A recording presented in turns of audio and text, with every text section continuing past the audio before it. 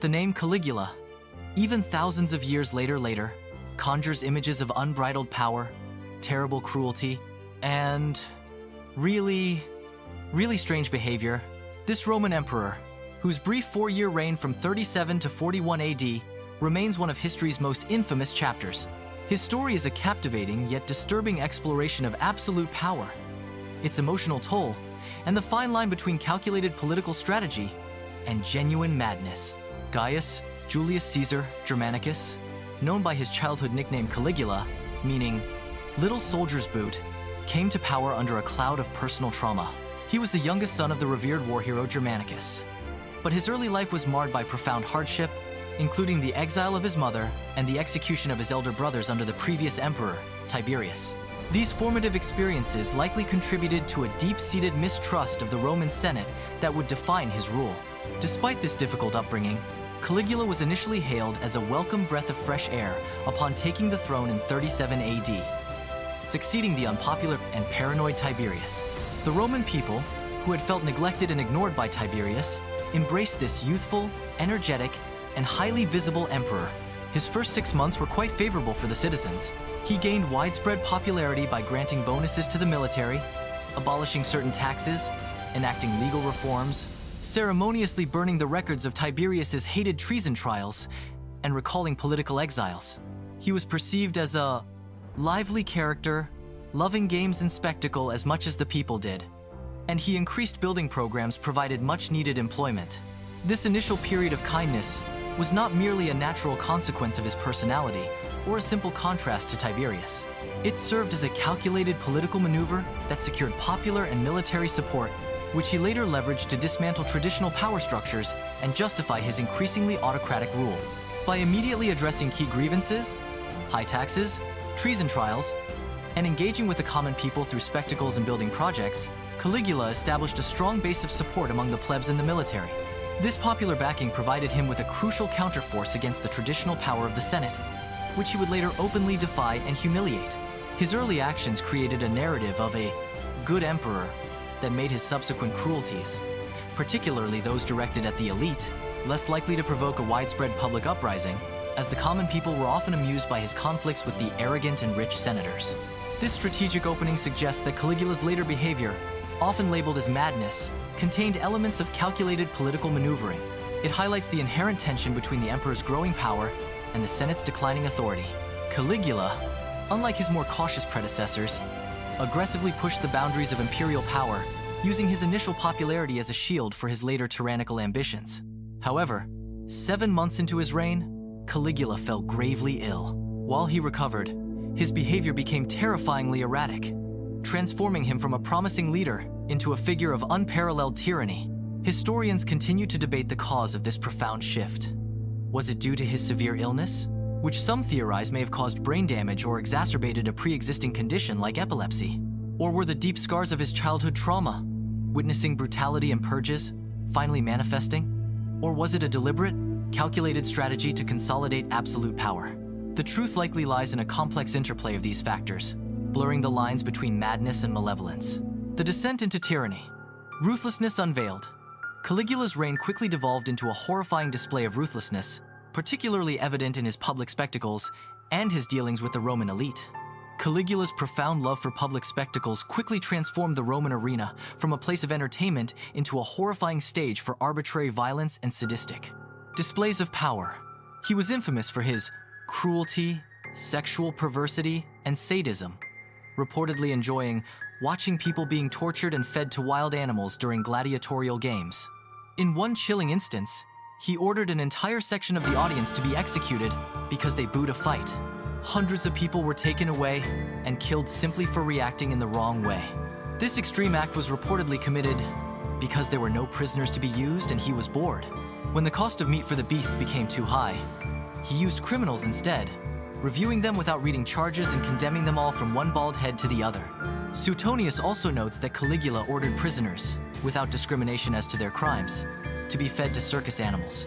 His cruelty extended to psychological torment.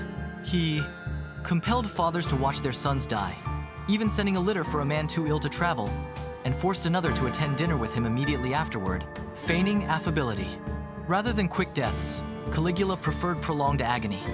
His notorious execution order was, cut him so he knows he is dying. He subjected the manager of his gladiatorial shows to days of brutal beatings with chains, keeping him alive until the stench of suppurating brains was intolerable. Caligula's disregard for fair combat and human dignity was also evident in the arena. He would pit useless old gladiators against mangy beasts, or stage mock duels between honest householders with disabilities. He forced a man who had publicly vowed to fight in the arena if the emperor recovered to fulfill his pledge, only relenting after many entreaties. Another man who offered his life under the same condition was adorned with wreaths, paraded through the streets, and then tossed into the Tiber. He even once stabbed a swordsman with a real dagger after the opponent deliberately fell during a wooden blade duel, then danced waving a palm branch. The transformation of public spectacles into unpredictable, arbitrary acts of violence was a deliberate strategy to instill pervasive fear, demonstrate absolute power over life and death, and dehumanize his subjects, blurring the lines between entertainment and terror. By making the arena a site of unpredictable, arbitrary violence, Caligula sent a clear and terrifying message. No one, not even innocent spectators, was safe from his whims. This broke the implicit social contract surrounding public entertainment. The execution of audience members for mere boredom is particularly chilling, as it illustrates a profound detachment from human life, reducing individuals to mere playthings. His preference for prolonged agony and specific cruel orders were not just expressions of sadism, but calculated methods to maximize terror and demonstrate his total control over the suffering and death of others. The substitution of expensive cattle with criminals also highlights a twisted pragmatism, where human life was cheaper and more expendable than animal feed. This systematic use of public spectacle for terror eroded the traditional Roman social fabric and contributed significantly to the climate of fear that ultimately led to his assassination. It reveals how absolute power, when unchecked, can lead to a profound dehumanization of others, where suffering becomes a form of entertainment and control. This also hints at the psychological impact of his traumatic childhood, where he learned to view life and death with a chilling detachment. A reign of terror for the elite. While Caligula initially enjoyed broad popularity with the common people, he reserved his most cutting, humiliating, and financially ruinous cruelties for the Roman elite, the senatorial and equestrian classes. He took great pleasure in tormenting senators. He forced some senior senators to run for miles behind his chariot while clad in their togas, or to wait on him dressed as slaves in his dining couch. These acts were designed to strip them of their dignity and public standing. He brazenly seduced their wives at dinner parties, leading to deeply felt resentments. He would invite women to dinner with their husbands, inspect them, leave the room, and return flushed, openly criticizing or commending their physical attributes and performance. Caligula also restored the hated treason trials of his predecessor, Tiberius, using them to execute both rivals and close allies, including the head of the Praetorian Guard. He had his paternal cousin, Tiberius Gemellus, put to death without warning, accusing him of taking an antidote against poison when it was merely medicine for a cough. He drove his father-in-law, Silanus, to suicide on a flimsy accusation of disloyalty. He would send for men he had secretly executed, falsely claiming days later that they had committed suicide. In a particularly brutal display, he persuaded senators to attack another senator as a public enemy, stabbing him with pens and dismembering him, then had his remains dragged through the streets and heaped at his feet. His extravagant spending was legendary. He soon emptied Rome's treasury, which Tiberius had greatly increased. In less than a year, he squandered 27 million gold pieces amassed by Tiberius. To replenish his coffers, he began blackmailing leading Roman families and confiscating their estates. He resorted to extortion through false rulings, auctions, and taxes. This included voiding wills of centurions who hadn't named him as an heir, accusing others who made him sole heir of mocking him by staying alive, even sending poisoned sweetmeats, and conducting trials with predetermined revenue targets. He even set apart palace rooms as a brothel, furnished in style, with married women and freeborn youths on show, advertising it to generate revenue for Caesar's coffers. He levied new and unprecedented taxes on nearly everything, including foodstuffs, lawsuits, porters' wages, and even prostitutes, extending to ex-prostitutes and pimps. Caligula's seemingly mad cruelties towards the elite were not merely random acts of sadism, but a calculated, systematic strategy to dismantle senatorial power, assert his absolute monarchical authority, and fundamentally reshape Roman governance, drawing inspiration from Hellenistic models of absolute rule. The public humiliation of senators, the arbitrary executions of high-ranking individuals, and the systematic financial extortions were direct assaults on the traditional power, dignity, and economic base of the Roman aristocracy. These actions were designed to break the Senate's influence and establish the emperor's unchallengeable authority, fitting the description of autocratic leadership where arbitrary decisions consolidate power. By forcing the elite into subservient roles and stripping them of their wealth and influence, Caligula demonstrated that their status was entirely dependent on his whim, not on tradition or law. This deliberate targeting of the Senate explains why the surviving historical sources, largely written by members of this very elite class, depict Caligula in the most negative possible light. Many of the stories, particularly those involving sexual depravity or incest, are considered by modern historians to be invective, rhetorical slander designed to discredit him and justify his overthrow. This does not excuse his cruelty, but it reframes it within a political power struggle, suggesting that his madness was often a tool or a perception rather than solely a clinical condition. The emperor's wit, morbid jokes, and threats. Caligula's verbal expressions were as chilling and unpredictable as his physical actions, demonstrating a profound lack of empathy and a calculated desire to instill pervasive fear. The chilling quote, "Let them hate me so long as they fear me," attributed to Caligula, perfectly encapsulates his philosophy of rule, prioritizing terror over affection. In a grotesque display of power over even his closest relationships, he would kiss his wife Ceconia's neck and say, "This lovely thing will be slit whenever I say." He even threatened her with torture to discover the reason for his intense love for her. When the crowd at the games applauded a chariot team he did not favor, he famously shouted, "I wish the people of Rome had but the one neck." This horrifying outburst revealed a desire for total, effortless destruction of any opposition or annoyance. He referred to signing lists of prisoners for execution as clearing his accounts, and issued the notorious order for executions: "Cut him so he knows he is dying," ensuring prolonged suffering. If the wrong person was killed by mistake, he would casually remark the victim deserved the same fate anyway. Caligula's morbid wit and direct, often public, threats were not merely eccentricities or spontaneous outbursts, but a deliberate form of psychological warfare designed to maintain an atmosphere of constant fear, unpredictability, and subservience among his inner circle and the elite. These statements, especially the one-neck comment, reveal a desire for absolute, unchallenged control over the populace, demonstrating that his power extended even to the most extreme and illogical desires. The threats to his wife, while seemingly personal, served as a public demonstration of his arbitrary power, showing that even his closest confidants were not safe from his whims. This constant psychological pressure, where no one could feel secure, contributed significantly to the desperation that drove the conspiracy against him. His wit was a performance, a deliberate act of terror that kept everyone off balance. This aspect of his behavior highlights the deeply corrosive effect of absolute power on the human psyche, turning a ruler's personal frustrations or desires into public policy and an instrument of terror. It reinforces the idea that his madness was often expressed through deliberate, albeit perverse, communication designed to assert dominance and break the will of those around him, ultimately leading to his isolation and violent end. Bizarre behaviors and divine delusions. Beyond his calculated cruelties, Caligula's reign was marked by a series of truly bizarre and unconventional behaviors that further cemented his reputation for instability and megalomania. The god emperor Caligula's most striking and controversial eccentricity was his insistence on being worshipped as a living god, a radical and deeply provocative departure from traditional Roman norms. He explicitly sought divine status, leading him to be worshipped as Neos Helios, the sun god. Coins minted in Egypt depicted him with a radiant crown, symbolizing his divine nature. He pretended he was a god and forced senators to grovel and kiss his feet. He also commissioned statues of himself across the empire and integrated a temple into his own palace to affirm his divine status. To further solidify his divine claims, he began to claim divine power, sending to Greece for sacred statues of gods, including the Jupiter of Olympia, to replace their heads with his own. He extended the palace to the Forum, making the temple of Castor and Pollux its vestibule, where he would present himself to be worshipped. Some even hailed him as Jupiter Latiaris.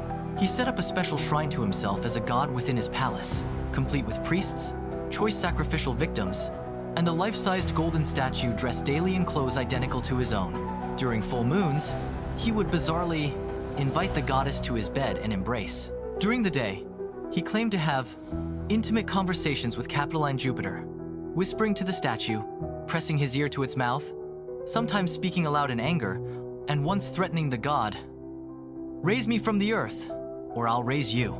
He announced that Jupiter had won him over and invited him to share his home, bridging the temple of divine Augustus and joining his palace to the capital, further blurring the lines between mortal and divine, and between his residence and sacred space.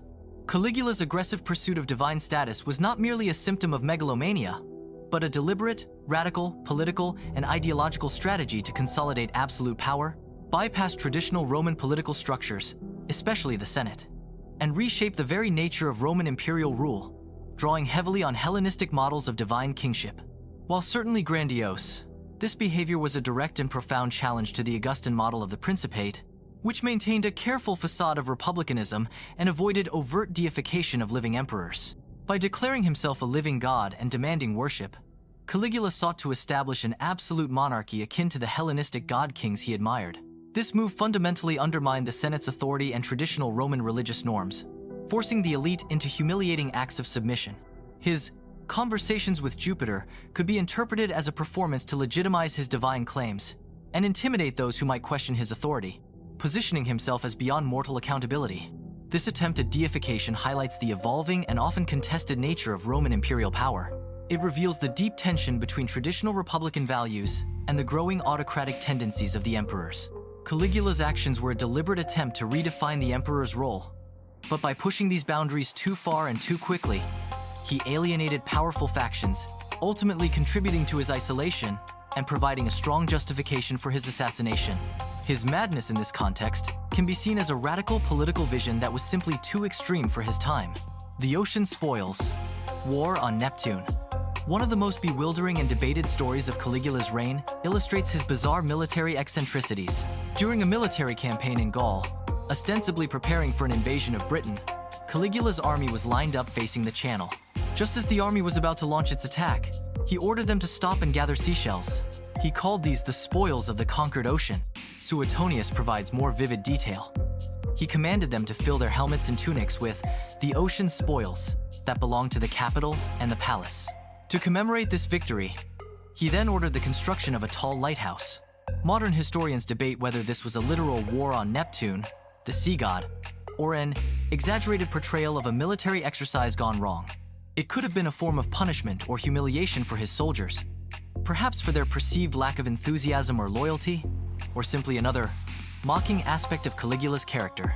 Some scholars suggest it was a joke to insult the Senate, demonstrating his contempt for traditional military triumphs and the Senate's role in approving them.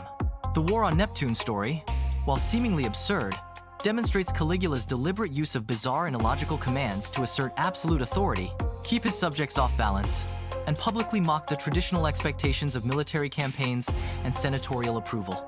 Regardless of its literal truth, the story's power lies in its absurdity.